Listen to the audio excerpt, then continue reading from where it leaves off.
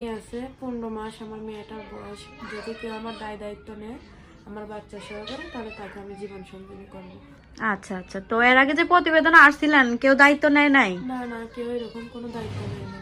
আচ্ছা ঠিক আছে, সমস্যা নেই। তো আপনার নামটা কি আপু? আমার নাম মৌসুমী।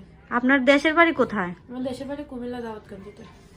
কুমিল্লা দাউদকান্দিতে। যদি আপনার বাচ্চার দায়িত্ব নিয়ে বা আপনাকে কেউ বিয়ে শাদী করতে চায় দেশ ও দেশের বাইরে বা বিদেশে, কোনো ভাই যদি তোমার দায়িত্ব নিতে চায়, তুমি কি বিবাহ করবা আসলে নাকি হ্যাঁ, প্রতারণা করবা আবার? না না, আমি প্রতারণা করবো না, কারণ আমি নিজেই একজনের কাছ থেকে প্রতারিত হয়েছি। আমি চাই আচ্ছা না আচ্ছা, আমি আর লাইফে যার সাথে জড়াবো। তাহলে তোমার জীবন কাহিনীটা একটু শোনাইলে আমাদেরকে ভালো হইতো, সবাই জানে না শুনে তোমার জীবনের সাথে জড়াইতো।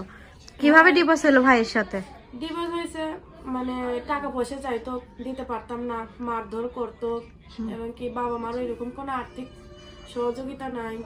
এই কারণে আমার সাথে অনেক ঝগড়াঝাটি করে সবাই মিলে মারধর করে আমাকে বাড়িতে পাঠাইছে। পরে ওনারা নিজেরাই এসে আমাকে ডিভোর্স দিয়ে গেছে। তো এখন আমার চলাফেরা করতে হতো কষ্ট। তো এই কারণে একবার আমি মিডিয়াতে আসছিলাম, এখন আমি আবার মিডিয়াতে আসলাম, কারণ একটা বাচ্চা আছে, আমার একটা বয়স্ক মা আছে, আর ভাইয়েরা বাবারা তো তাদের মতোই আছে, বাবারও কোনো ইনকাম নাই, ভাইরা তো ভাইদের মতোই আছে। আমার বাচ্চাটা নিয়ে আমার অনেক কষ্ট হয় চলাফেরা করতে, আমি এই কারণে মিডিয়াতে আসছি। আচ্ছা আচ্ছা ঠিক আছে। তো এখন দেশ ও দেশের বাইরে যে যেখান থেকেই দেখতেছেন আপুটার জীবন কাহিনী তো সবাই শুনলেন। যদি তার পাশে কেউ দাঁড়ান এমনকি তার বাচ্চার দায়িত্বটা নেন, তাহলে তো আপনার কি কোনো ফোন আছে? ফোনের মাধ্যমে যোগাযোগ করতে পারবে? হ্যাঁ হ্যাঁ, আমার একটা